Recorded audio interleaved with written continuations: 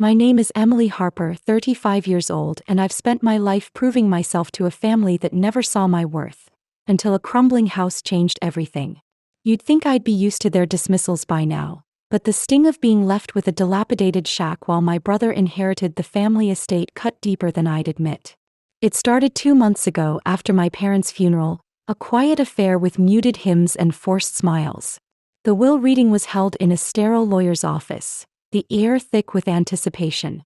My brother, James, 40, sat upright, exuding the confidence of the favored son.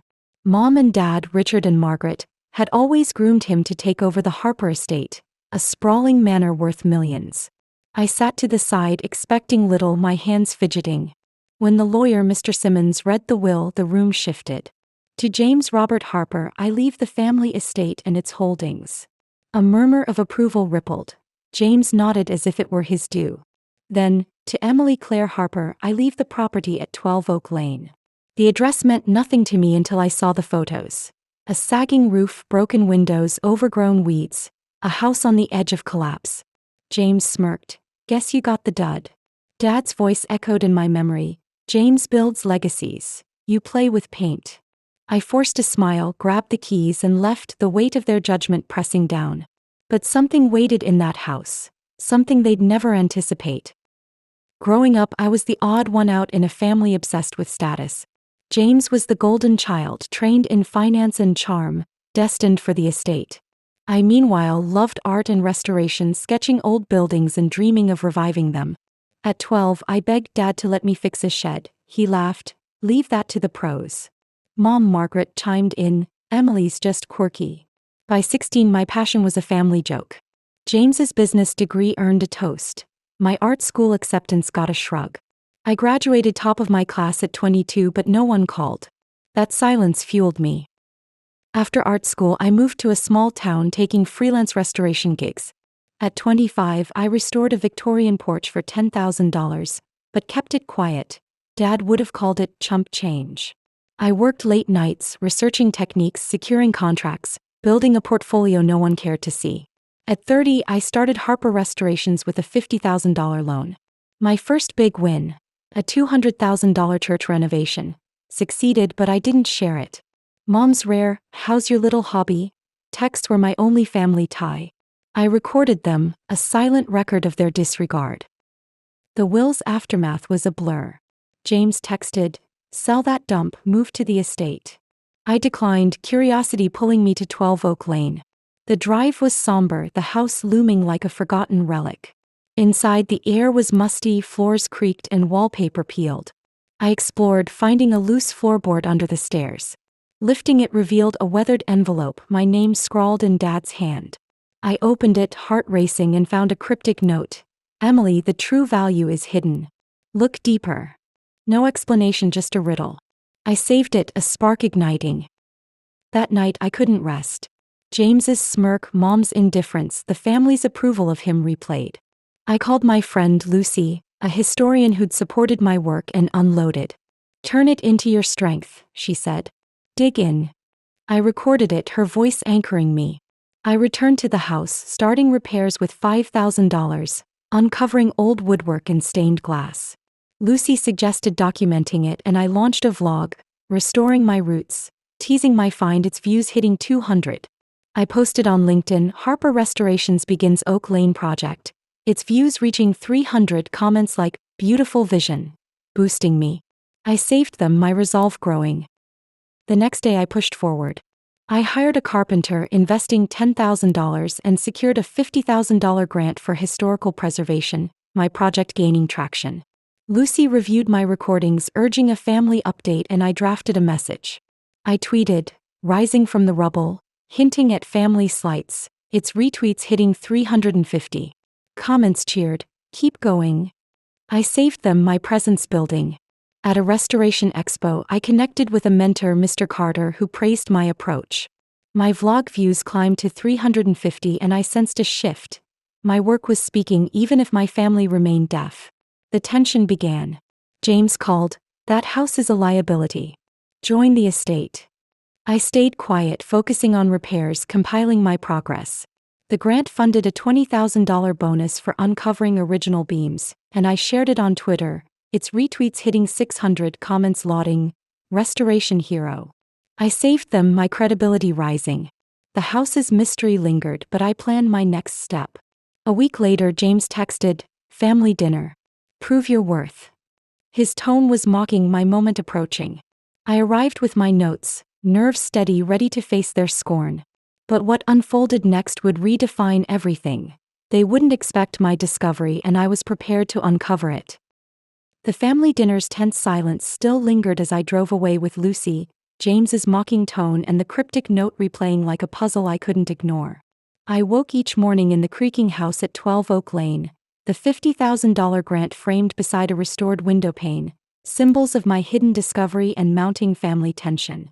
The family divide, their disdain, my growing effort, their reluctant curiosity, had shifted, and I was ready to dig deeper, turning their dismissal into evidence of my worth. The path ahead was murky, but my determination was unyielding. The days after the dinner brought a surge of progress.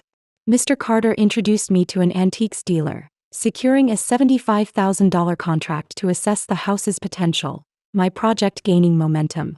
I displayed the contract, a bulwark against family doubts. I texted James the news, "Oak Lane's getting attention," but he replied, "Waste of time," his tone sharp. I saved it, my resolve hardening. Lucy urged a family update and I planned it, my strategy taking shape. I posted on LinkedIn, "Harper Restorations partners with antiques expert," its views hitting 500, comments like, "Historic gem," lifting me. I saved them, my network expanding. James called, his voice curt. "An antiques deal? You're delusional." I kept my tone even, "The house has value, James." He scoffed, "Prove it." I hung up, calling Lucy, who advised recording our talks. I logged a call with Mom, who sighed, "Why not sell?" her doubts spurring me on. I enrolled in a restoration certification course, aiming to bolster my credibility, and rehearsed a family explanation, my voice firming. I tweeted, "Uncovering the past," hinting at family slights, its retweets reaching 700. Comments cheered, "Dig deeper." I saved them, my presence swelling. At the house, my discovery gained traction. Under the stairs, I found a hidden panel leading to a sealed room. Inside, dust-covered canvases, aged sketches, and locked trunks emerged. Artworks and documents hinting at a hidden collection. Mr. Carter appraised a painting at $30,000, my excitement mounting. I documented it, and my firm received a $15,000 bonus for the find, my influence rising. I vlogged, "Secrets of Oak Lane," teasing my journey, its views hitting 400.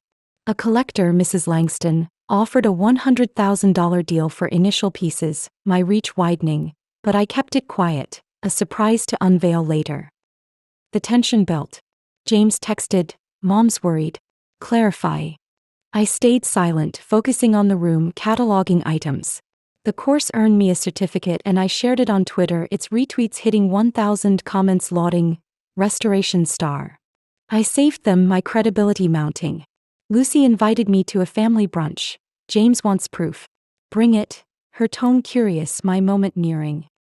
The family brunch convened at a local cafe, Richard, Margaret, James, and an aunt present. Over pastries, James opened, "This antiques nonsense?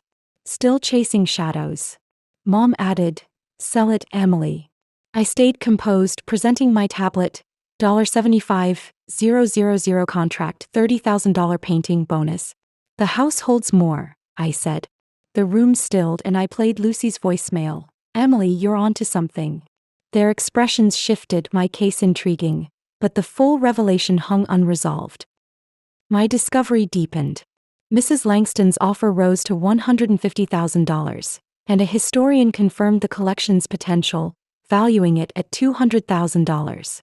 I tweeted, "From ruin to riches," sharing my rise, its retweets hitting 1,300. Comments cheered, "Unbelievable find."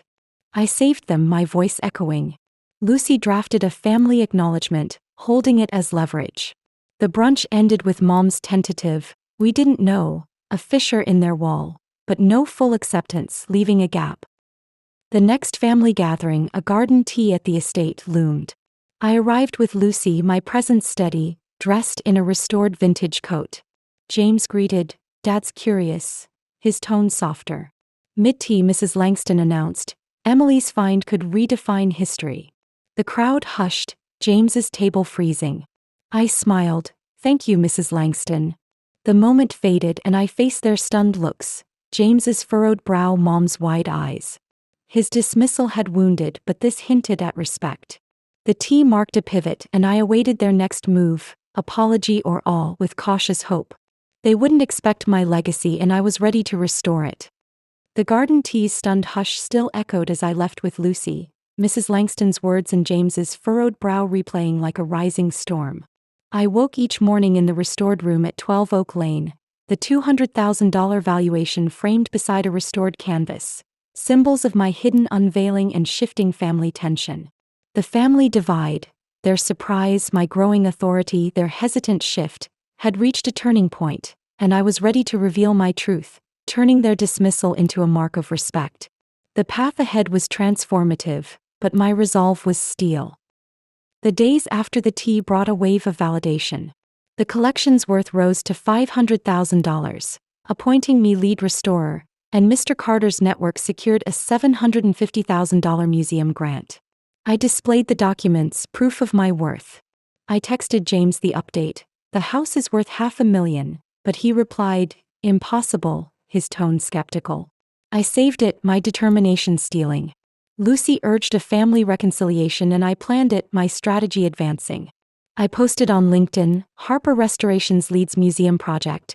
Its views hitting 700, comments like, cultural hero, boosting me. I saved them, my network solidifying. James called, his voice tense. Mrs.